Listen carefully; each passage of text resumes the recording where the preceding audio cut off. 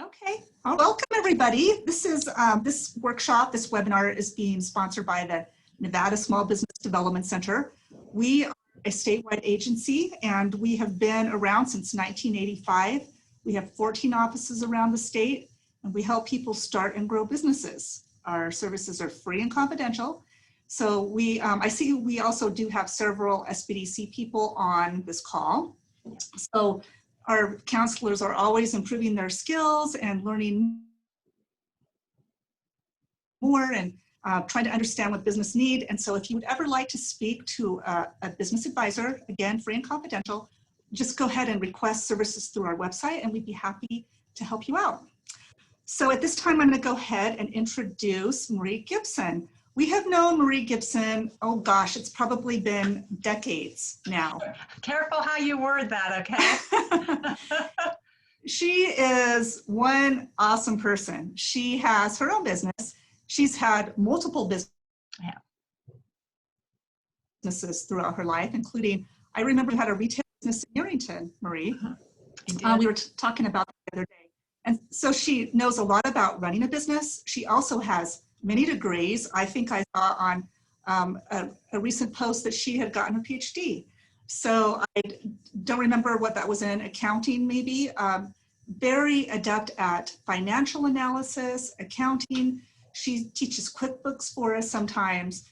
She's just very much the authority. And so we asked Marie if she would be interested, since she has a good experience, but also, you know, academic or government experience, like she just understands how it all fits together, if she would do this presentation for us. So with that, I will go ahead and turn it over to you. Thank you, Marie. Thank you, Winnie. And I wish we all had the answers to that and the magic wand that we need today or during this year, right, with the pandemic. But I am appreciative of everyone joining us, and I'm pleased here to be here and sharing my experiences that might make your life just a little easier over the next few months. Some of you are joining as friends of SBDC, or you may even be thinking about closing your business, or a spouse or a friend is thinking about closing the business, or selling or pivoting, springing into something that's not quite new, but isn't quite what you're doing now, because what you're doing now isn't really working. And sometimes we find that entrepreneurs and business owners feel alone. They don't have anyone to bounce ideas off of. They have to be the expert in their field, of course. And so the question comes up is, how do you know when it's really time to quit, or if you're just temporarily discouraged? So we're here in this room today to stop tiptoeing around this topic. And sometimes it's like that big elephant in the middle of the room that no one wants to discuss. And as we all know, NSBDC is a wonderful organization. I've worked with them for years. They help people start and grow businesses. They do a fabulous, absolutely fabulous job with their workshops, their webinars, their courses, their one-on-one consulting. All that they offer, they just do a super job of helping people start and grow businesses. Now, this year, they've decided to show their true leadership, inviting me to discuss this very difficult topic, one that some of you have wrestled with this year during the pandemic, the closures, the quarantines, the subsequent opening restrictions. Should you stay? Should you close? Maybe you should sell. Maybe you should pivot. So we're going to talk about these options and more today. So there's always a legal disclaimer, right? And so I made this one as cute as I could, but as all-encompassing. Yes. Marie, I'm sorry, will you hit record for me, just so that we can, I'm sorry to interrupt you. I do have recording on, thank you. Oh, thank you, great, Yes, okay. yes. And so our disclaimer today, it's about giving you support and permission, but not specific advice to close. And so as we read through this list pretty quick, it's not the encouragement to close. It's not giving you advice to close, advising you to close your business. It's not legal advice. It's not financial advice. It's not emotional or healthcare advice, although we'll be talking about some of that. It is providing you support. It's providing you some permission to close.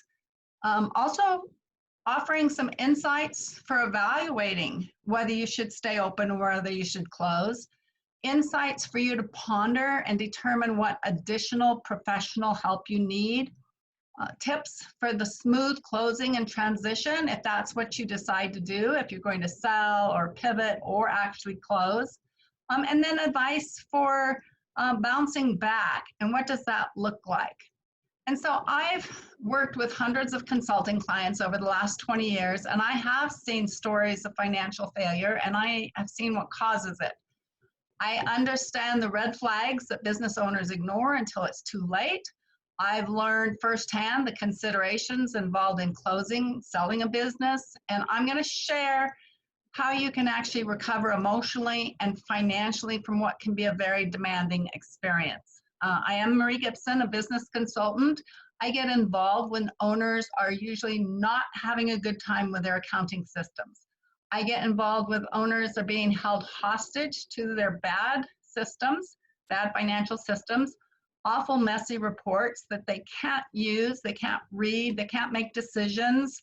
I get involved when owners need financial reports yesterday to apply for loans. I get involved when business owners realize the importance of that costing and that inventory control, those systems. Anytime you'd like to make decisions based on your numbers, I'm invited in to help fine-tune those business systems. I also have gotten involved with business owners trying to sell, transfer, pivot their businesses, and they need help with the evaluation process. So I'm really glad, I can't see all of you, we have you unmuted on the video, but I'm glad that you joined us for this real timely conversation about the options of closing the business. And then if you decide that your best option is to close or sell, then we're going to explore several tips for creating the exit strategy, moving forward through the emotional, legal, and financial ramifications of your decisions.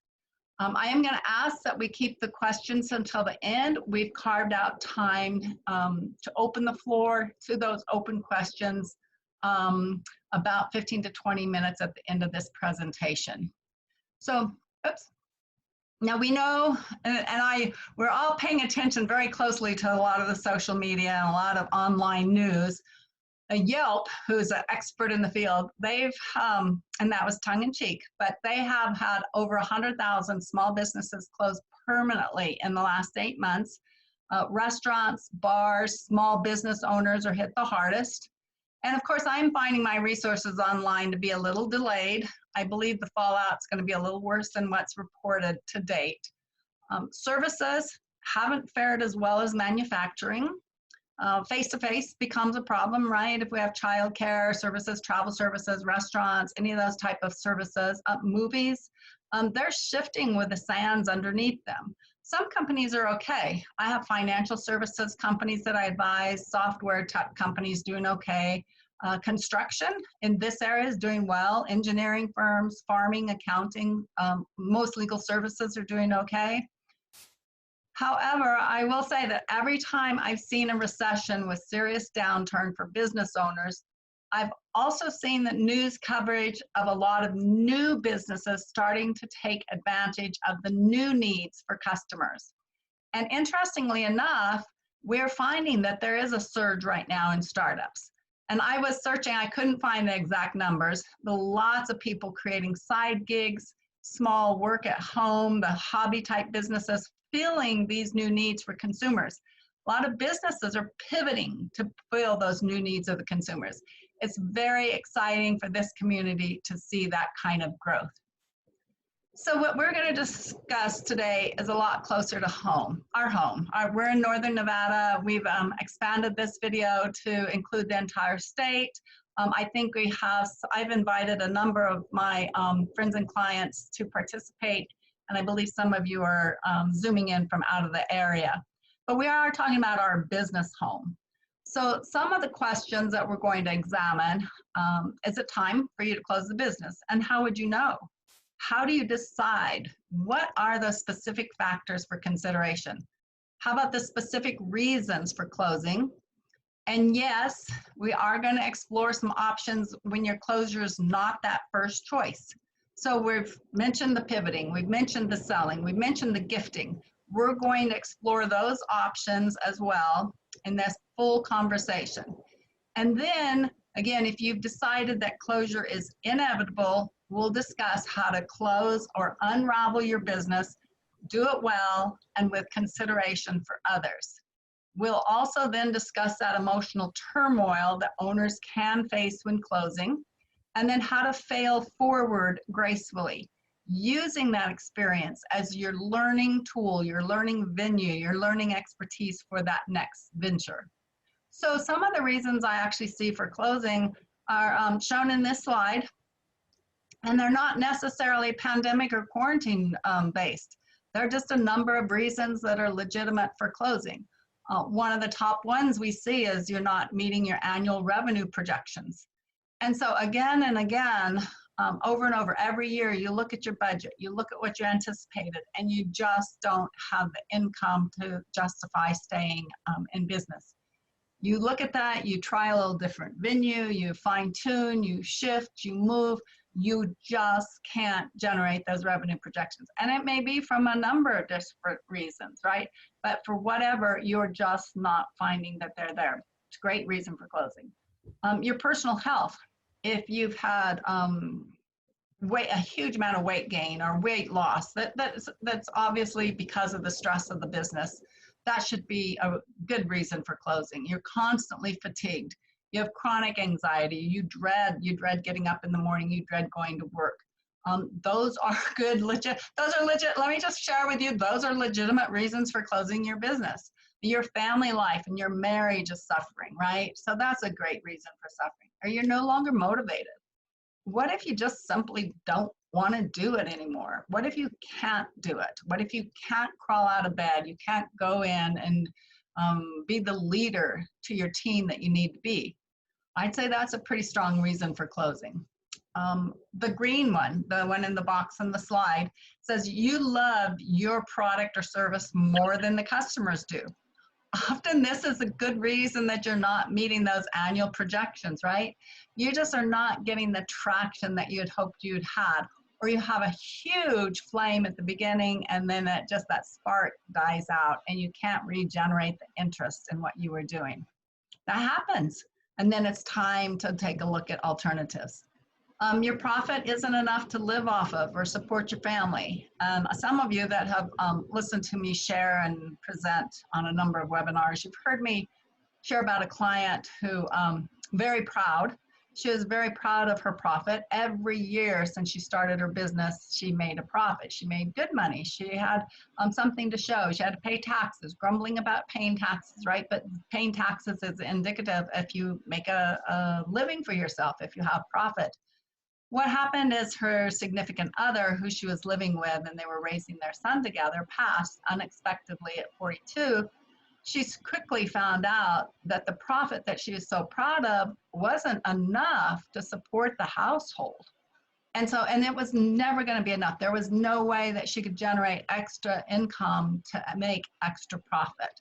And so that business had to close, right? Another good reason is having a job, feed your business for too long of a period of time. I think all of us, or most of us, have had to work jobs in order to feed a company. It's not the best of solutions, but it happens. Okay, let's get this business off the ground. Let's feed a little bit with the employment that we have.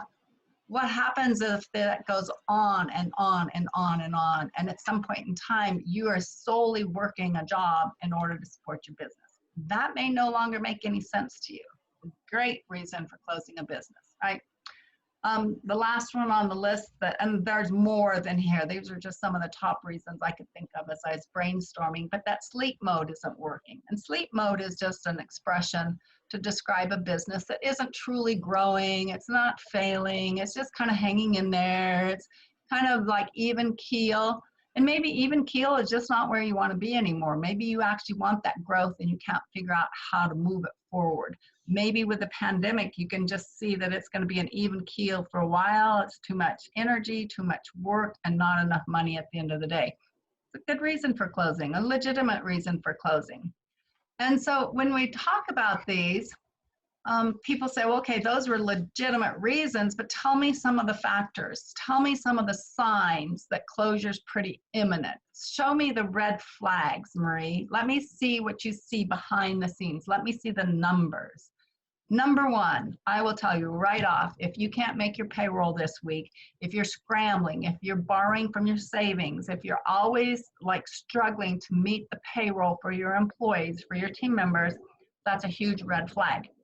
Secondarily, belongs up there at the very top, is if you cannot meet your federal payroll liabilities, those obligations, the state unemployment obligations. If you are running your business off of those funds, which are not your funds, but they're sitting there and you should have been remitting them to those state and federal governments, if you're running your business and you're using those funds to run it and you're always one step behind, you're paying late fees, you're paying interest, that's not a good solid place to be, right? So that one's the one that comes big red flag in my mind when I look at companies. Your home equity line of credit, it just gets bigger and bigger and bigger. You just need a little bit more. You just need a little bit more. You just need a little bit more. And I think that some of that risk taking is appropriate in entrepreneurship, but when do we know that the more stops? And I think that's what we're trying to discover here today. Your cash flow severely curtailed for whatever reason, not always necessarily because of pandemic or quarantine. Just for whatever reason, you can find no cash flow. There's no money coming in. There's no money going out. It's just dwindled. And again, that may be a huge red flag. When I looked at a nonprofit the other night, I think for the entire year of last year, they brought in less than $5,000 in their little nonprofit. It wasn't subsequent. They needed to make more money. They needed to make more cash flow, right? No new customers. How are you going to get new customers? Well, I don't know how I'm going to get new customers. I've brainstormed and I can't figure out how to find new customers. That's a red flag to me, because there should always be new customers for a business that's vibrant and that people need those services and those products, right?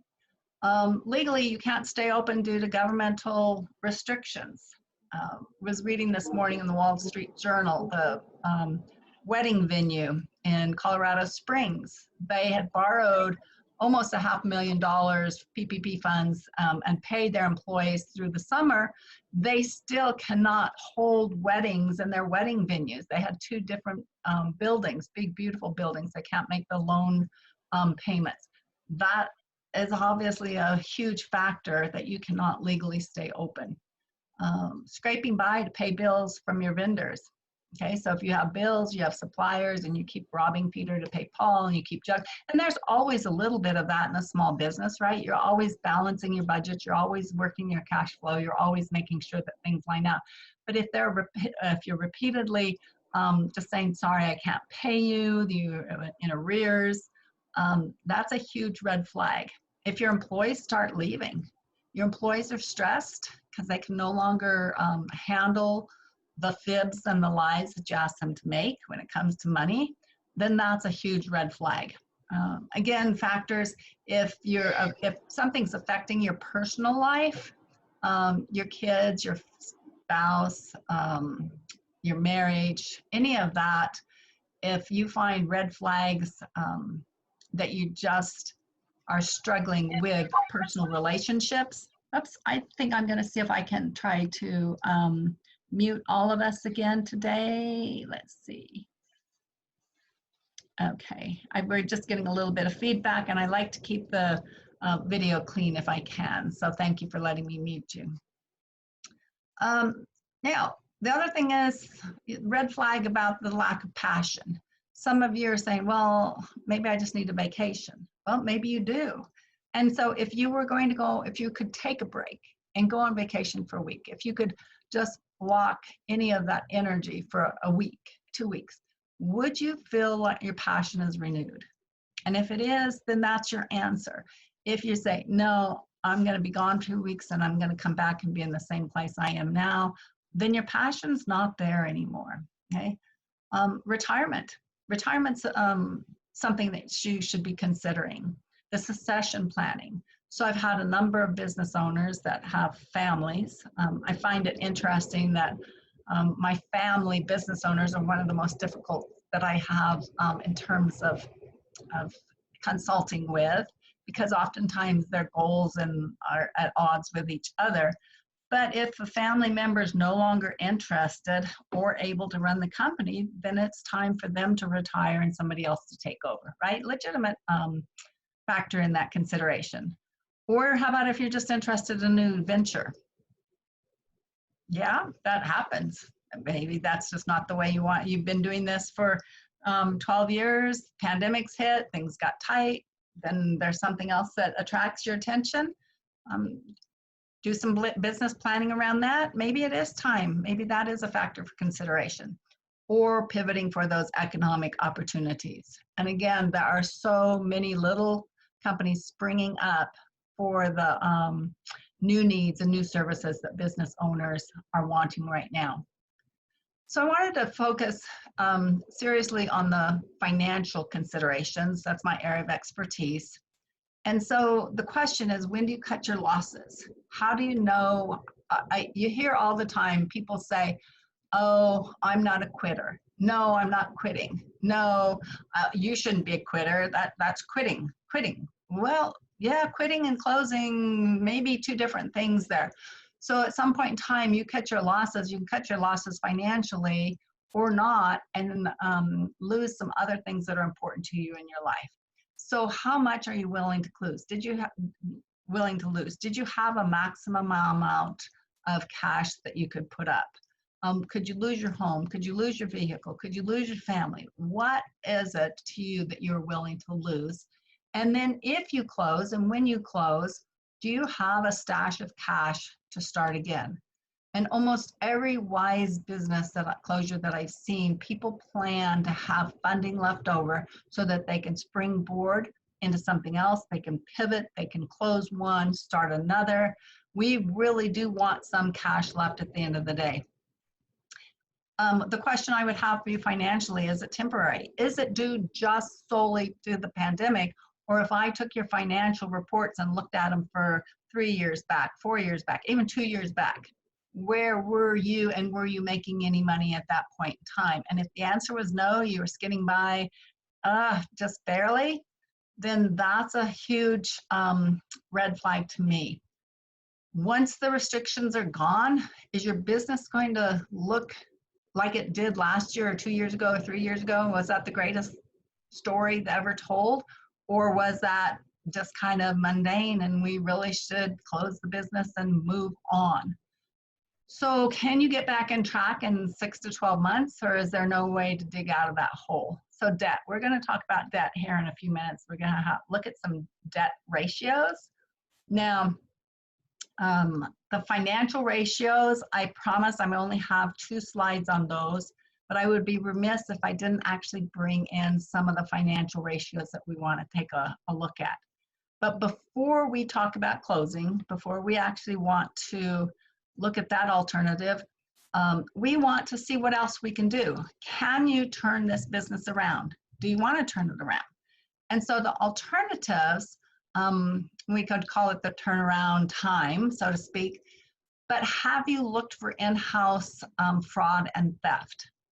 And this sore subject, I know, a tough subject, but I have gotten new clients who've come to me and their most trusted employees have stolen from them, either money or time or inventory or equipment or something just that would be mind-blowing. It's like they have stolen, and it jerks the rug out from underneath you. Now, there's always a way to protect yourself, and I don't advocate business owners doing their own accounting and creating their own systems. I advocate that you do what you do best. The challenge is, if you have in-house fraud and theft, it may permeate your organization. But if you have it, or if you suspect, I would take some time and drill down and see if that can be changed now, okay? Do you have some inefficiencies? Do you have some systems that need to be corrected? A lot of companies are very redundant in their workflow. It's here and then over here and then here. And now we're not talking about just finances either. We're talking about movement of inventory in different areas. okay? People overlapping each other, people having to check multiple layers of yes, no, yes, no, yes, no, before they can actually go do their job. So if you have some inefficiencies, you can make things smoother, sweeter, cleaner, easier. By all means, try that now before you close, right? So again, we're trying to turn this business around. Overtime is huge, huge. I had a client, a manufacturing client, and I guarantee we could just look at it and see his overtime and his labor just ate his profits alive. And he actually went to an outsourcing company here in Reno. We have several good ones. And they were able to take his payroll almost to the half by just in time, basically just the people he needed at the time that he needed and helping. And they actually helped him run his employees and then integrate with the outsourced people that he brought in. It was a great solution to the problem that he had. Another alternative to review is, can you sell your products and services online? Huge number of brick and mortar stores shifting to online. I even was reading Walmart's closing stores left and right, pulling out of some of the focus so that they can concentrate on online sales. And as we all know, Amazon has a presence here in this area, a couple presences in this area. But online services, can you move into that venue? How about alternative marketing? So I'm not a big believer in using Facebook for business marketing, right? Well, I bumped into one of my friends from the university. She was a gal that I actually depended on. She was in the IT department when I first started teaching the accounting classes at UNR. Her name's Alina Vincent. She has made a fortune teaching people how to market business marketing on Facebook. And I was shocked. I was like, well, all righty then, let's see where we go with that. So something I thought I would never do, because I thought, well, how could that work for me? I actually took a look at. I'm not sure that I like it yet, but I am exploring that option. So you could explore your options for alternative marketing. Maybe that one's not the right one, but there are other ways to market your business. And we actually have a couple suggestions coming up here in a few minutes. So this question, the next question is that, have you given your business consistent focus? I've had clients who, they like the romance being the business owner. They like the prestige of being a business owner, but they didn't like the consistent work, the day in and the day out, and the work. Have you shown up daily and worked, or do you just show up for lunch and you show up for the drinks after work, and do you show up for the glad handing? Right now, some of that's important. You need to stay connected with your friends and your other colleagues, but there's also a time for consistent day in and day out focus on getting your business lined out and keeping it alive, right? Have you focused on your customer niche? Are you solving those specific problems? Have the problems that they've had changed? And you're like, oh, I really haven't honed that yet. I need to hone that. Then now's the time to take a look at that area. Can you sell or gift your business? We have some time that we'll spend talking about that specifically, or of course the resources on pivoting. So there are some things that we can turn around a business and make them to different before we close. So I spring this in here real quickly, just so that you didn't run away, running loud and running clearly the other direction. These are do-it-yourself ratios. And I know you didn't like ratios when you were in your business planning class, and you haven't paid much attention in your daily operations, but we do want to find out if you can stay open if you'd like to. And the easiest way is to look at your money. Yeah, your money, actually the green dollars, right? So the first two ratios relate to the liquidity of your cash. Can you get your hands on cash to pay your current debts? And so one of the first ratios we'll talk about is a current ratio. And that's current assets divided by those current liabilities. So current assets are going to include your cash, your savings, your inventory, your accounts receivables, anything that you can convert to cash quickly. Okay, current assets. Current liabilities, and you should be able to pull this directly off your balance sheet if your balance sheets are clean. Current liabilities include your vendor payables, your credit card debts, and then portions of longer-term loans that are due immediately. The question is, can you pay your debts on a short-term basis? Now, the quick ratio is very, very similar. It's almost exact, only we usually only have the assets, the current assets that you can have quickly. So maybe you wouldn't be including the inventory if you can't sell it fast enough. If you have $100,000 of inventory, you can't sell it quickly. You couldn't get your hands on the cash. You couldn't convert it quickly enough. Or receivables. If your receivables have been out there for 3, 4, 5 months, you can't convince me that you're going to be able to get your hands on the cash quickly. So we would take those amounts out of this particular ratio. But again, basically, do you have enough dollars to pay your debts this month and then next month? So we want a ratio over 1. Okay, we're looking for a ratio over 1. And if you think through that, what that means is that we have enough current assets to cover those debts. If I have $5,000 in debts, I'd really like to see at least $5,000 in assets or more. Okay, so if it was 5,000 over 5,000, that's a 1. Or if I had 10,000 in assets and 5,000 in debts, that's a 2, right? Anything less than a 1 indicates that you're truly struggling to pay your debts.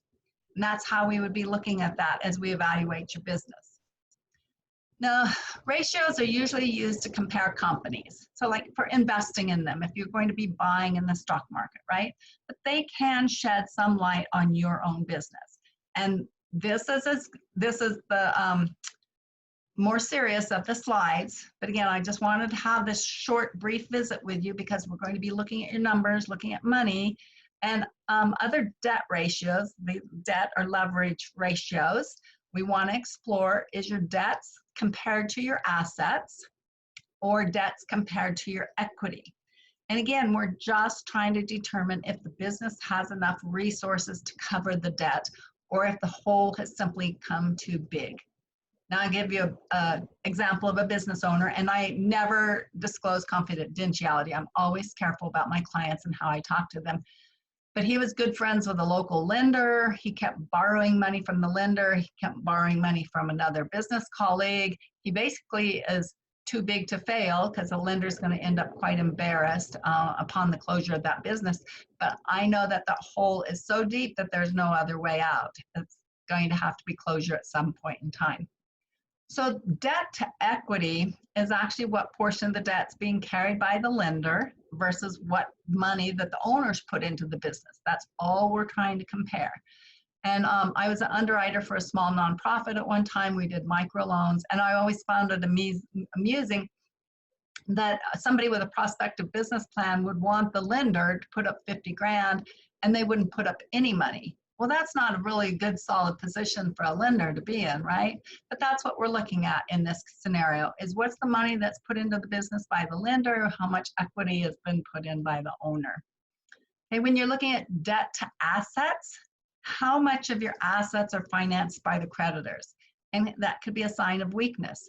And as we look at this slide, and that's all I'm going to say, we're not going to go into great detail, but I'll point out a couple of other points on this slide. Is we prefer longer term liabilities versus shorter term or more current liabilities. That's number one. We want the debt to be a longer term basis. Number two, leverage is important for growing a company. So I'm not saying to have no debt. I'm just saying that suggesting the businesses have the right kind and the right amount of debt. So that's it on those debt leverage ratios, right? But some other ratios that we might wish to examine. There we go. It's the operations ratios and also profitability ratios. So how is your business performing? How has it been performing in years past? And can we improve that cash position quickly? Now, the net profit margin shows how much net income generated when you sell $1. So if you sell $1, how much of that do you get to keep? How much is in your bottom line? How much is in your pocket? Is it 35 cents? Is it 10 cents? Is it 5 cents, right? Every dollar you sell, how much of you take your costs out of it, take your expenses out of it, how much do you get to keep as that profit? That's a great ratio to look at And I would go back 2, 3, 4 years and see how your business has been doing. So the other ratio is accounts receivable turn. I'm just going to briefly mention that I've had clients, particularly larger clients, that are not so concerned about their receivables. They may have several thousands of dollars hanging out for several months. Now, number one, you're a small business, you're not a bank. And number two, that's really a pretty risky place to be, especially now. So we want to make sure that we keep our receivables current. I have another client. He's actually a relatively good-sized firm down in Carson City. He finally hired in-house staff, and he, instead of his invoicing being 3 months behind, the young gal, she brought the invoicing current, she brought the receivables current, and I was there about a month ago. He ended up with $1 million in the bank for a little small local firm. I'm just saying, it was because she did the invoicing, she did the receivables. There was somebody focused on collecting what he was owed. So you can do that. We just need to take a look at those numbers and decide what's important. Now we can come back, we can examine any of these after we finish our discussion today, or you can reach out to find the definitions online. You could actually, you can reach out to me after this is over. We are recording this call, but I think all of my information is available online, and you're welcome to reach out and either email me or text me or say, hey, Maria, I need a little bit better discussion about that. So if we don't want to close, let's say that's not what we want to do. You're just having a hard time. You're just freaking discouraged. And yeah, I think that's actually an accounting term. So pivoting, the time of pivoting and time of growth, can you embrace another way of doing business? So what do people need from you right now? How can your company fill that need with your existing resources, so that you can provide services and products for the needs of the customers, whether they're your current customers or other customers, right? How are we going to shift that? If your business is unable to operate as it normally would, what is the way to pivot into a different model, to a business model that's essential?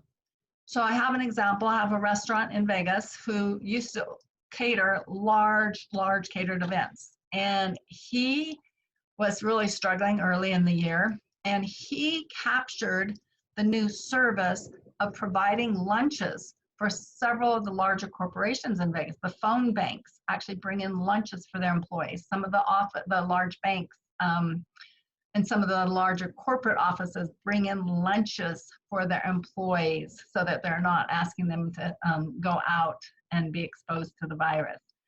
So that change was a big shift for him, and yet it's worked well. He's been able to land on his feet. So the pandemic has forced many of us to shift our business models. Some of us happily so, some of us not so happily so. I have another client who is retail operate. She's a florist. She's a retail operation and then floral delivery. And her retail had to close because of our restrictions in this area or in her area. And she actually found that her revenues stayed exactly the same without the retail store. The closing, let me rephrase that. The closing of the retail operation made no dent in her revenues. And so she thought, well, that's one thing that she really doesn't need to focus on anymore, right? So her business model changes just a little bit. Change is constant. It's the challenge that we usually, the challenge we have is we usually like to plan ahead and we like to implement incrementally, right? So we've just been forced into making some huge changes, right? Everybody's been forced into making huge changes, whether you're in business or not, but this is a business conversation. The question is whether you can leverage those assets and resources, your expertise, and shift your customers, shift your offerings, shift your business model, and what does that look like? Can you deepen the loyalty of your customers that you have currently? Now, I know people sometimes ask me about making more money, right? We want to make more money or keep more money for the bottom line, however you'd like to word that. And there's 3 ways that I know to make more money or to keep more money, keep more profit. So number 1, you can sell your products or services to more clients, right? So what that means is you have the same products, the same services, but you find more clients to sell to. You're selling to more clients. So the question, obviously, is where do you get more clients? What does that look like? How are you going to reach them? How are you going to deliver, right? So that was number 1, you sell your current offerings to more clients. Number 2, you can shift and you can sell more or different products to the same clients you already have. So maybe there's no need to get new clients. Maybe you need to fully serve the clients that you have, right? And so this is something that we all wrestle with is, am I doing enough for my current clients? Do my current clients want something else? How about when somebody says, oh, I didn't know you offered that. And they went and bought it from somebody else, right? So can we actually provide more services or different services or add-on services, the upsell, if you want to call it that, to those same clients, combination thereof both. So maybe we do both. Maybe we improve and increase our products and services, and then we also add new clients as well, right? That combination of mixing the two. Or we cut costs. Now, most business owners have been cutting costs all year. And I used to bet that I could go into your business and find additional costs. Basically, I could increase your bottom line. Now, anymore, that might be kind of a hard thing to do. I'm just saying, because most business owners have been cutting and cutting and cutting. But that is something to look at, is what costs you absolutely need. Is there any bare bones? One of my clients, their subscriptions, their online subscriptions for like Adobe Acrobat. It was all of those repetitive subscriptions were going to people who no longer worked for the company anymore, right?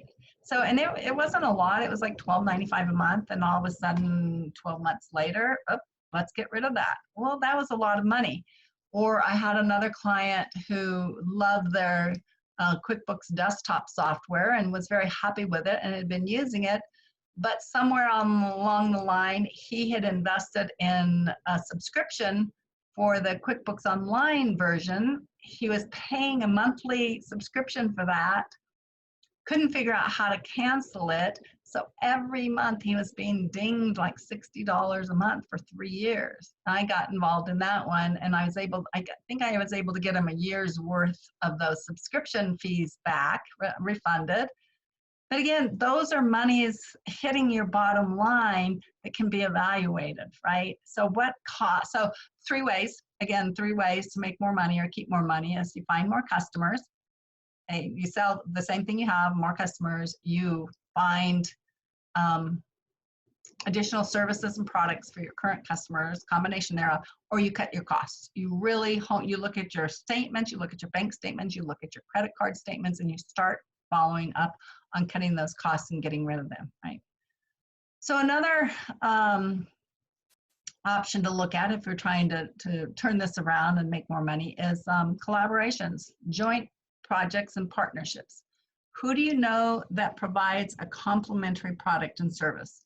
I remember reading a book. I love this book. It was a book called, there was a series actually, the Guerrilla Marketing Book. It was a great book on cross-promotional ideas. So if any of you can get your hand on it at a used bookstore or 50 cents or whatever, great ideas on how to cross-promote your products and services with somebody else that is complementary. So now is really the time to get creative about connecting with others who will promote your products and services for you.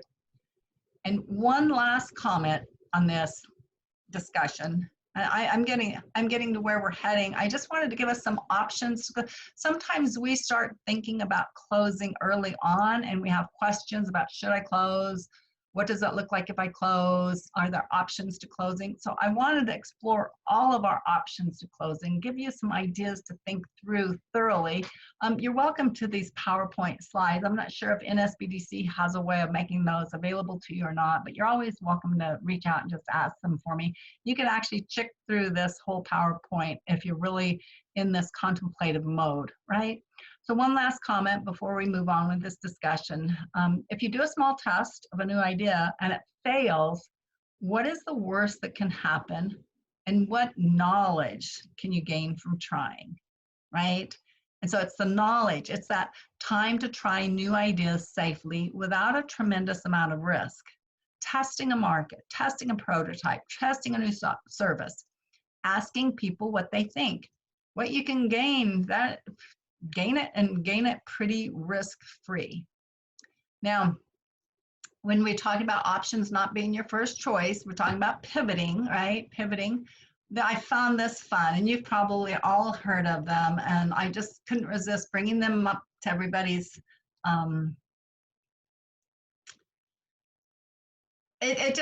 I just needed to put this in here because these are some great pivots for companies that were not what they had started out to be. So YouTube was once a video dating site. Now we might still consider it that because it's a business dating site, so to speak, but YouTube has so many cool videos, right? It was in 2005, 15 years ago, not very long ago. Play-Doh. It was created to wipe the coal, the residue of coal off the wallpaper in the houses. That's what it was. It was actually a cleaning material. And then it was a son, I believe, that came in with the new idea of making it modeling clay for children, that one of his teacher friends had been using it to create little figurines, and that's how Play-Doh, the modeling compound for children, was created. Twitter, again, back in 2005, 2006, was a podcasting network named Odeo. Who knew? All right. But again, you can Google and find some great pivots, some things that really would empower you and to motivate you to see if there's something like that in your business that you really want to do as you move forward. So as we move forward, pivoting is usually well thought out and planned. It's not a ping pong table. Entrepreneurs are pretty resilient. They usually land on their feet, but pivoting is not spinning and spinning and spinning and spinning and making my head just swirl around, right? That is not a good form of pivoting. Spinning and pivoting are two different things. So you may not need a full formal business plan for pivot, right? But basic planning is still that plan for action. What is your action? Who's your target market? What are you going to do? What are you going to sell? Products, services, where? How are you going to get it there? How are you going to do the delivery? When do you start? What does that look like? And then show me your budget. Can you budget that with pencil? Can you tell me where your money's coming in and your money's going out? What's the worst can do money going out if you don't get any money coming in, right? That's the pivot planning that we need. We need that to be well thought out and planned. Lack of planning, if you're just doing some of that pivoting, well, this sounds good and this sounds good, you're just grasping at some loose straw somewhere, your disorientation, your discomfort, your fragmentation gets worse and worse. It's already confusing for you. Should you say, should you close?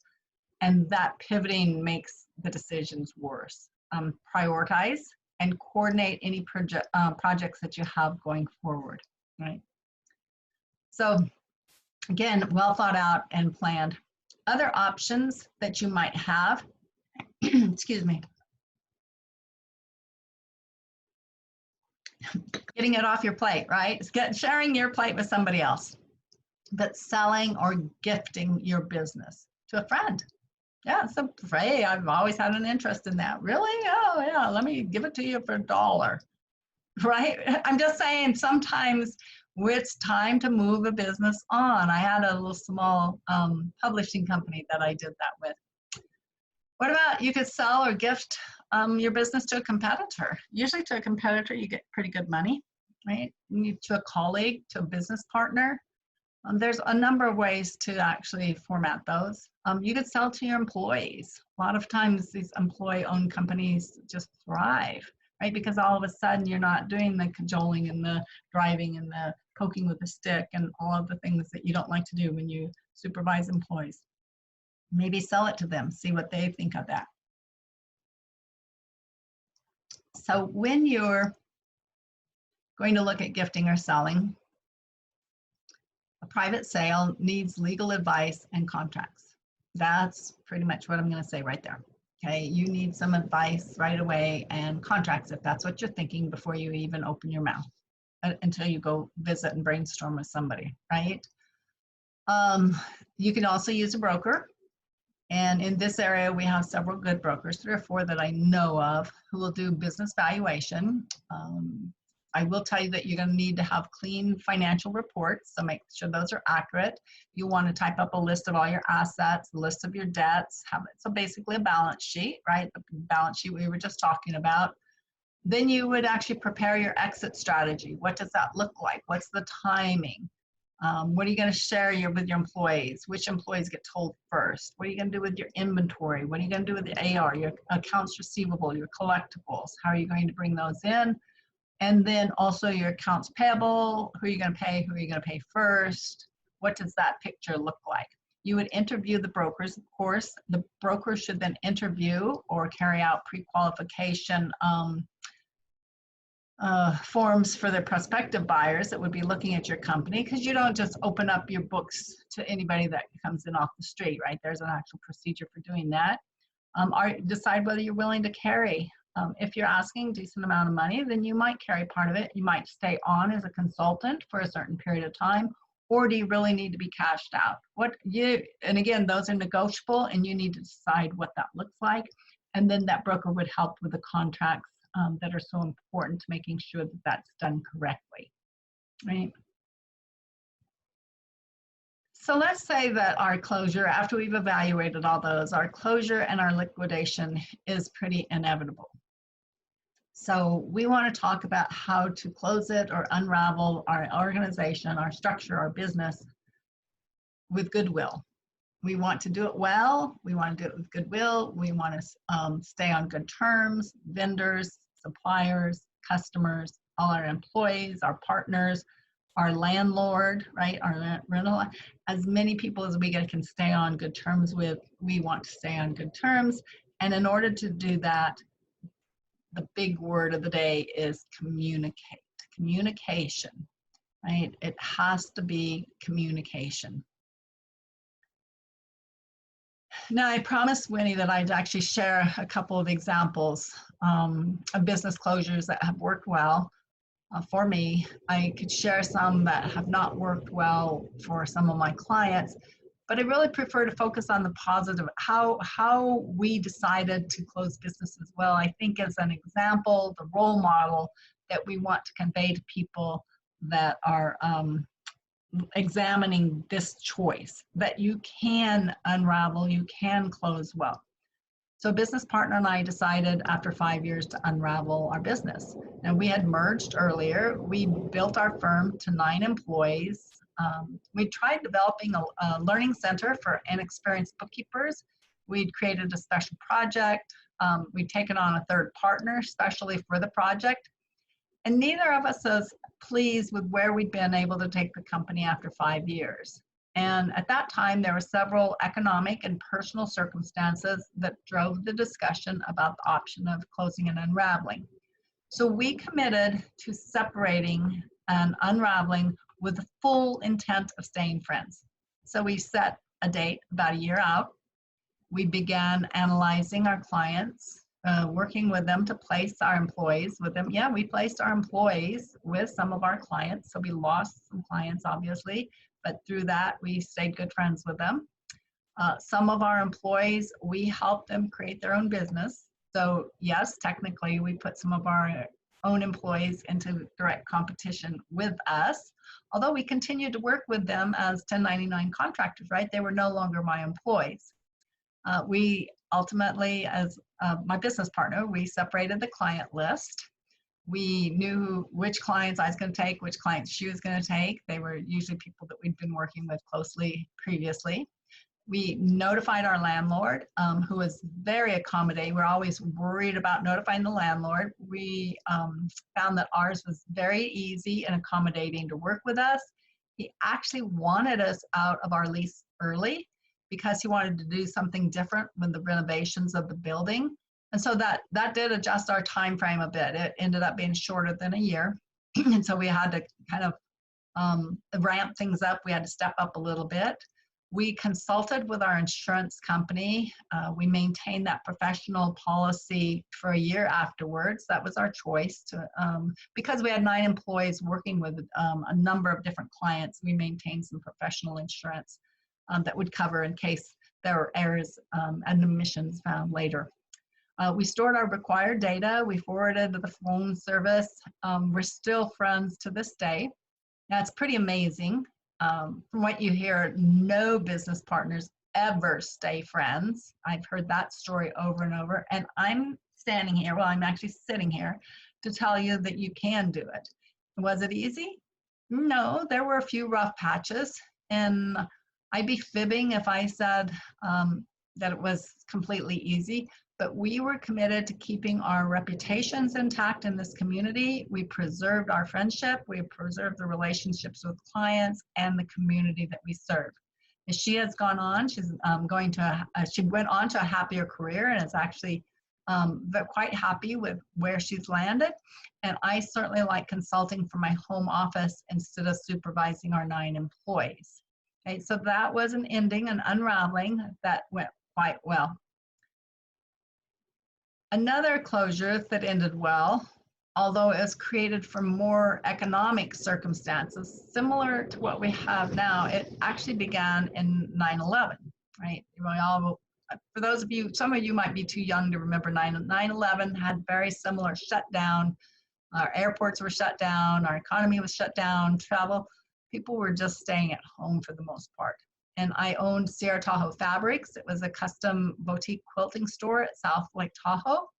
And our business was extremely seasonal. Heavy sales in the summer and the winter, lighter in the spring and the fall. And travel was, of course, curtailed during most of that winter.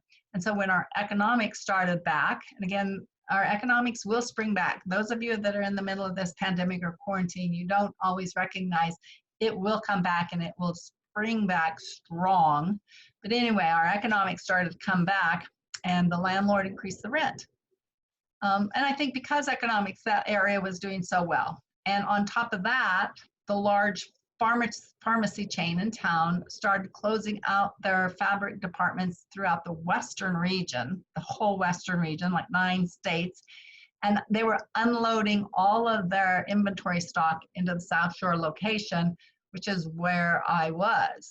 So I simply didn't have the volume of sales. I didn't have the depth of savings to stick it out. I did look for other options. I looked for other locations in South Shore. I just really couldn't find anything that was viable. I took on a full-time position in Carson City to keep the business open. That's when I was working for the microlender, the little nonprofit that helps small business owners. But at some point in time, there was just no use continuing with those challenging circumstances. So I sold major portions of the inventory to 2 different retail operations, and then I liquidated what was left to the public. And closing was difficult, but I can guarantee it was also a relief. The number 1 tip that I can give you with either of these examples is closing is about planning and communicating and planning. Best thing I've ever done is plan and communicate on both of those examples that I just shared.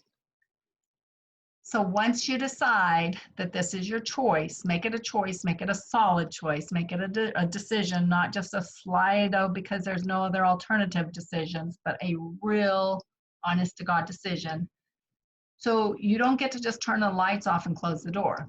Now, if you've waited and waited and waited and you can't make payroll tomorrow and you're embarrassed to show up to work, that I've heard companies doing that, right? That's just a very not good way of closing your business.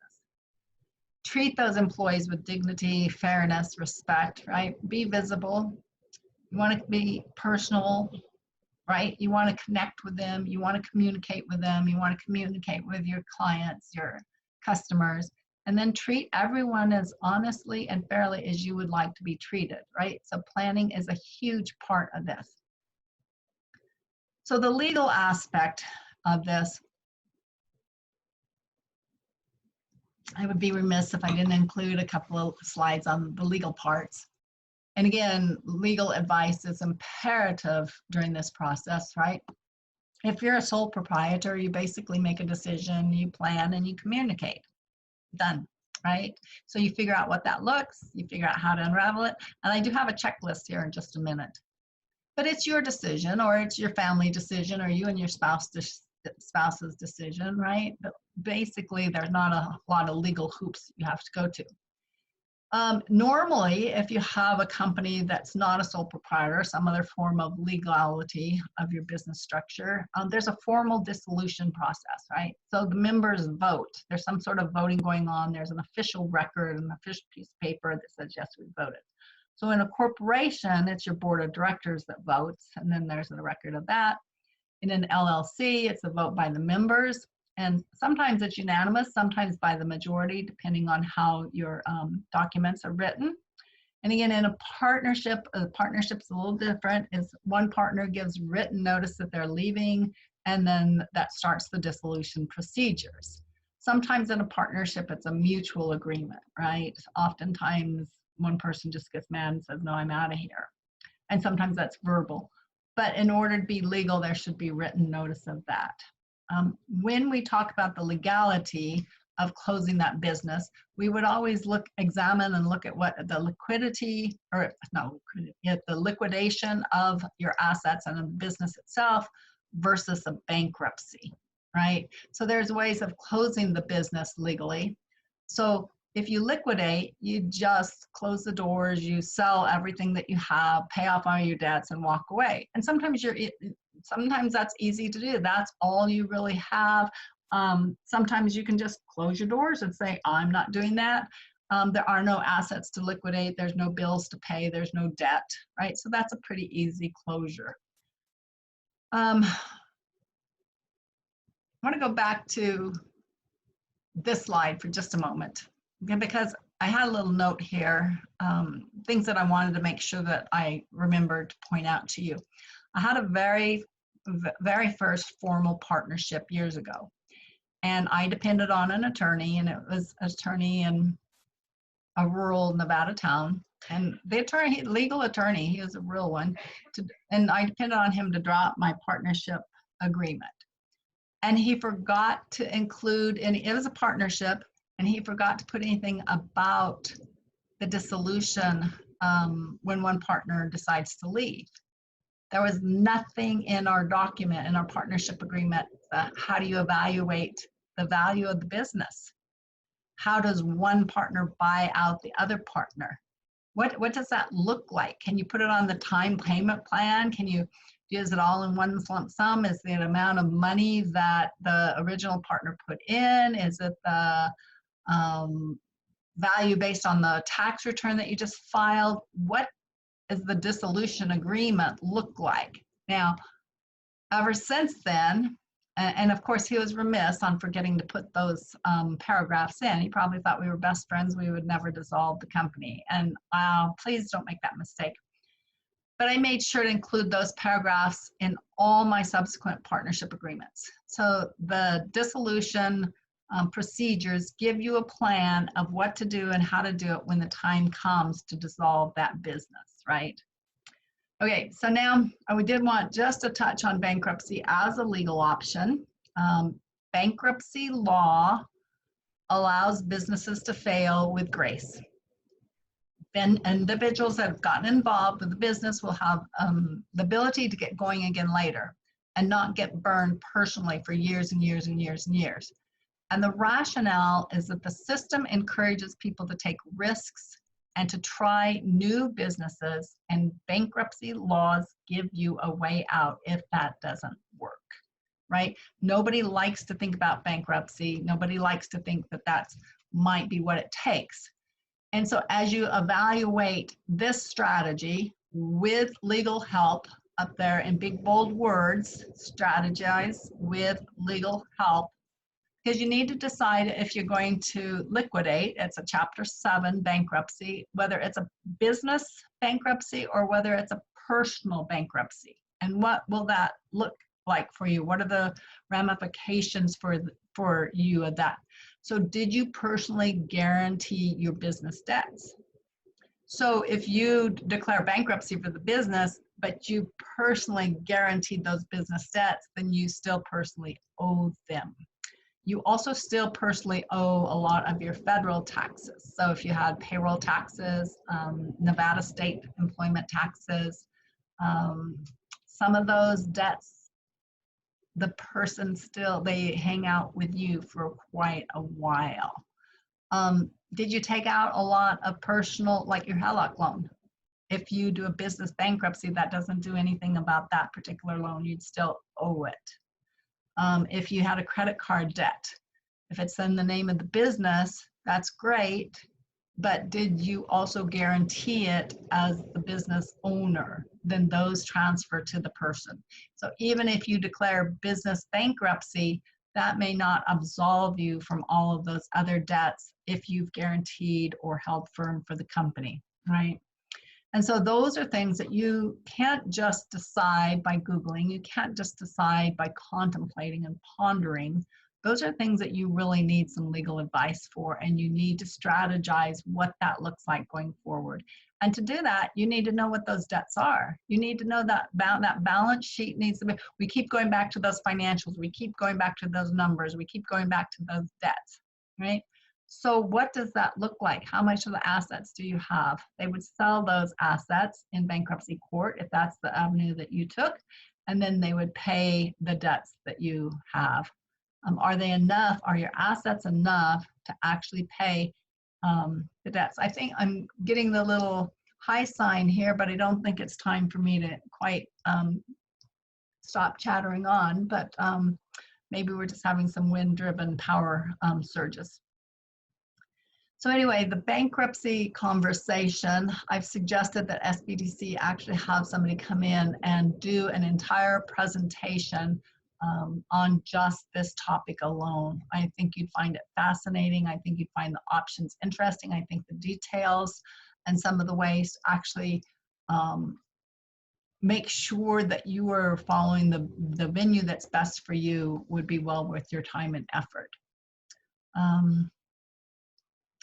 So our next topic, we couldn't have a presentation like this without an actual checklist, right? I'm an accountant. That's what I do. I kind of like checklists. I like to make sure things are done. And this is I should say that's a partial checklist, but we're going to go through it pretty quickly here. Again, I promise time for questions as we get closer to the end of this presentation.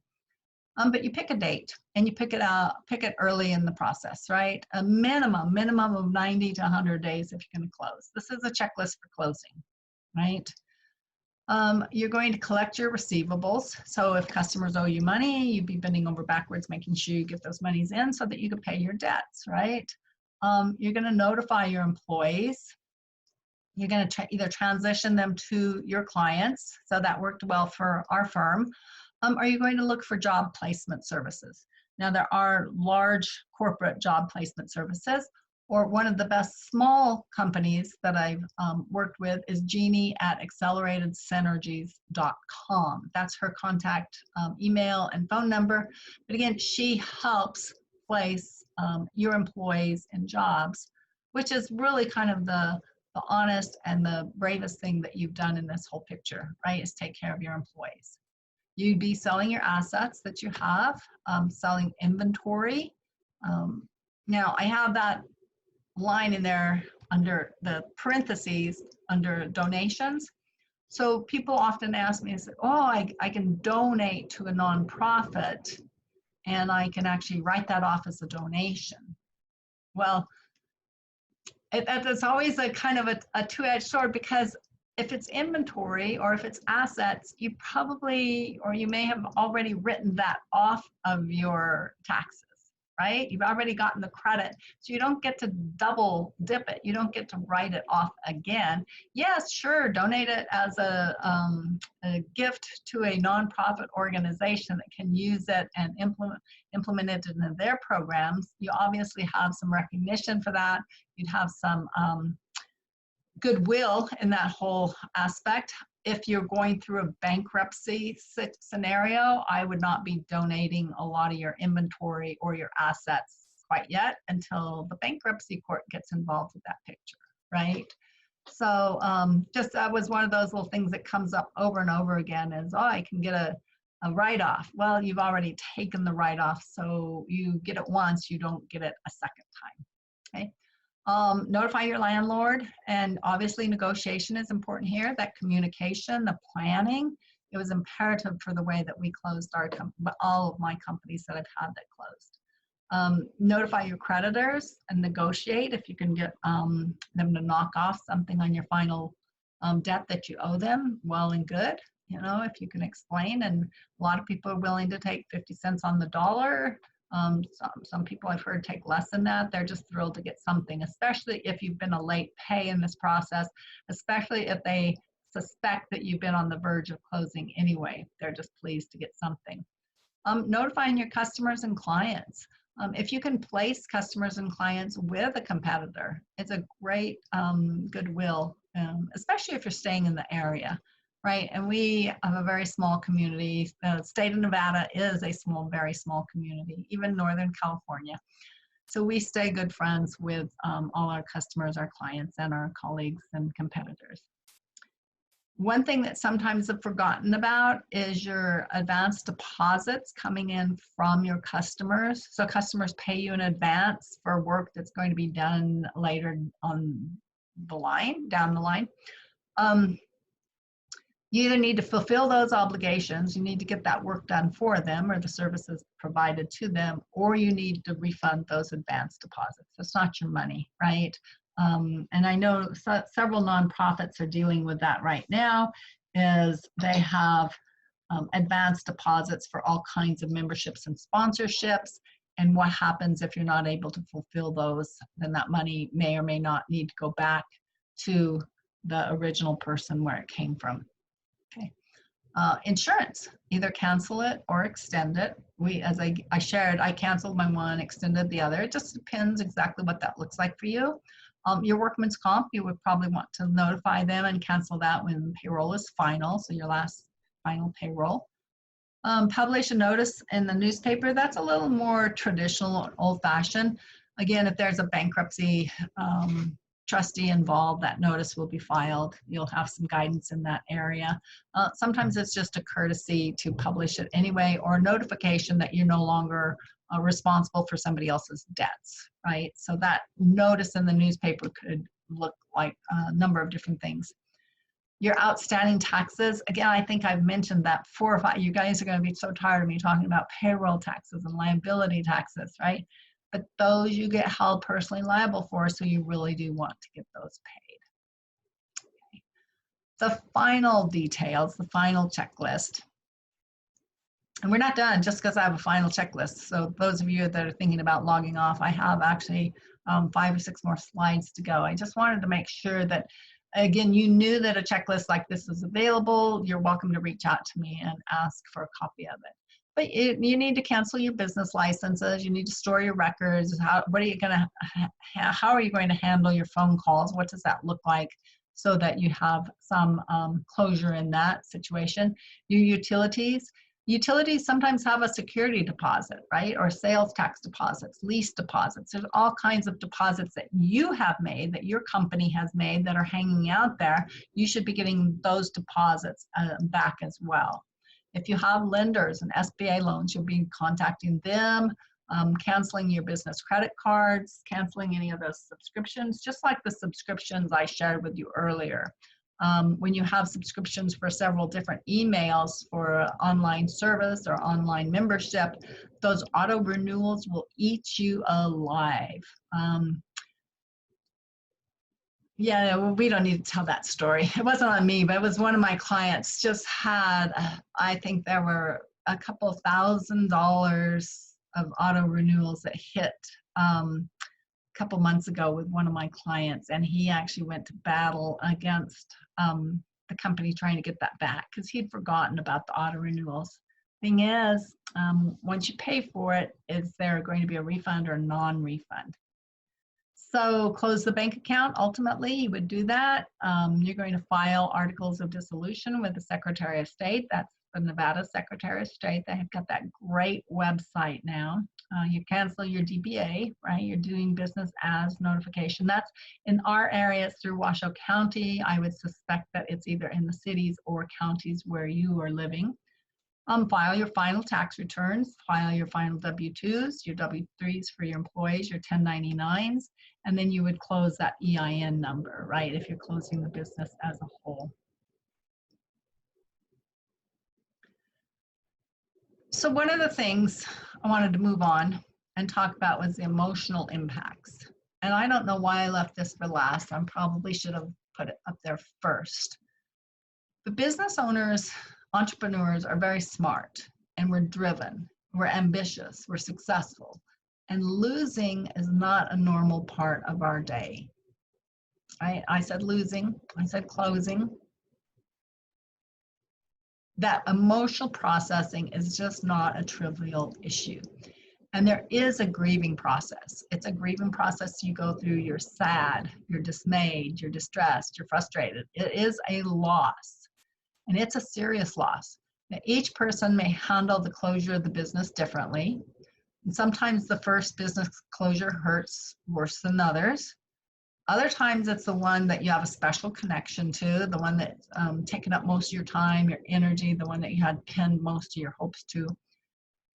There are other factors that really truly can make that difficult.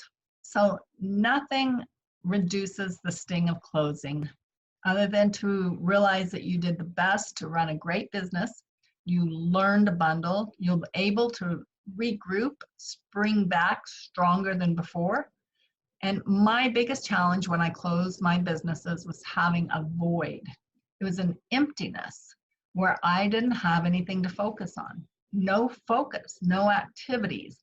And I always have focus. I always focus intently.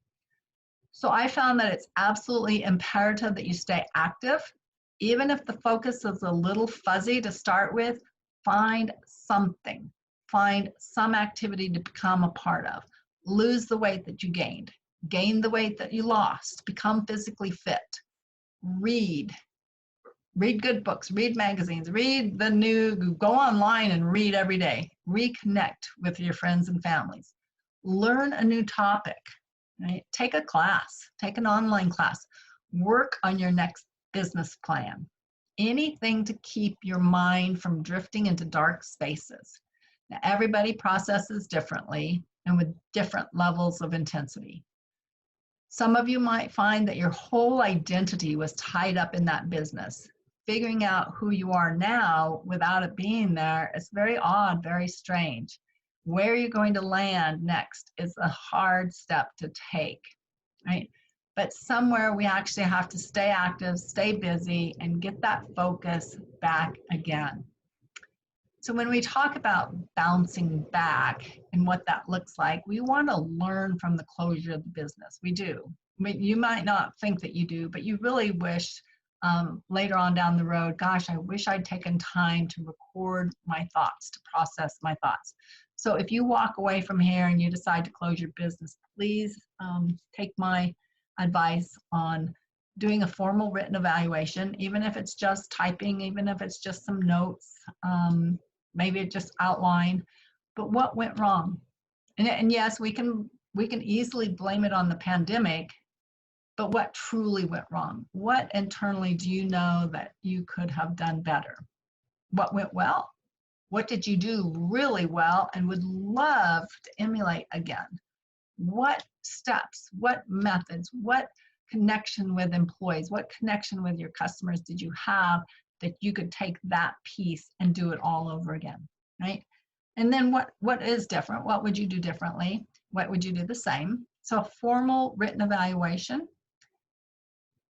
And then the next best thing that I did was I actually scripted, whether you script or just prepare your mind. What do you want to say to people when you're asked about the closure?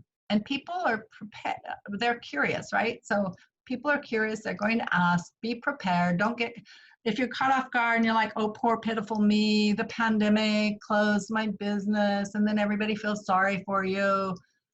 You know what? Present it in the best light. Say, yeah, you know what? We gave that a heck of a go. We did our best. Pandemic was too much for us. We just couldn't get out of the hole that it does. Somehow the presentation of what you're going to say needs to be strong, needs to be powerful, needs to be upbeat, needs to be moving on to the next thing that you're going to do. It can't be poor, dismal, poor, miserable you, because you'll internalize that and start feeling that way. And yes, business owners close businesses. It's sad. It is a sad and difficult time. But somehow we need to be able to script that in a positive light and be prepared that when somebody asks us, we say, yeah, you know what, in the big scheme of things, I really didn't like managing 9 employees, and neither did my business partner. And we looked at each other and agreed that that wasn't the best fit for where we wanted to live our lives. Right? That's a great way of scripting what happened and how. Now, again, the complications, you don't obviously need to get into the nitty gritty dirt with anybody and say, oh, I was so broke I couldn't pay my payroll. That doesn't work either. So there's a fine line between what your full disclosure is and what partial disclosure is, but I would take responsibility for it. I wouldn't play the blame game. I've got pretty broad shoulders. I've had broad shoulders all my life. And I would take responsibility. I've always taken responsibility. And I always find the positive in closing a business so that I can move forward to do another opportunity that's best for me. So take that responsibility. Don't beat yourself up though. That's the last little icon here. There are many, many, many business owners that close their business for a number of different reasons. So Meg Whitman, and I've always admired her. She had run HP for a long, long time, and she moved on to this new little startup called Quibi. They closed after 6 months, just recently, just last month. I was shocked. And yet, when you go and read how she presents that, she presents it as preserving the investment for the people who trusted in her to develop this new service, that it wasn't going to work. She could see the writing on the wall that it wasn't working. And instead of running a dead horse into the ground, she had the courage, a lot of courage, to close after just 6 months. I truly admired her. So again, how much time do you need to recover? I don't know. I think that's personal.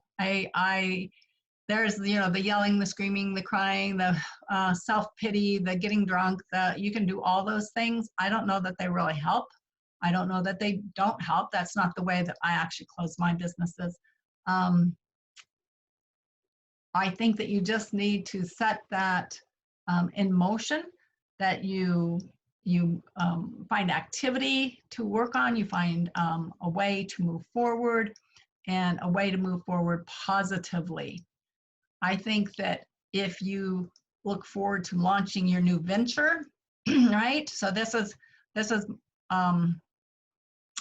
what I have found to be very successful is you take that written analysis, you take that review that you've learned from, you evaluate your skills, you know what your skills are, you know what your knowledge is, your expertise. You explore the hobbies that you absolutely love. What's your passion for those hobbies? Find the action, find the activity, right? Involve yourself as a volunteer, learn as much as you can about something unusual, something odd, buy a new software program, learn it, meet the like-minded people, stay active, and plan. And then receive the counseling help from nsbdc.org as you plan for your next business adventure, right? So in closing, and for closing, the biggest mistake people make is your lack of planning, and the most effective action that you can make is communication. So I'm Marie Gibson. We'll open the audio for some questions, and if you feel that yours is a bit private, you're welcome to feel free to reach out to me. You're welcome to feel free to reach out to one of the SBDC counselors where you're located. Just let us know how we can help.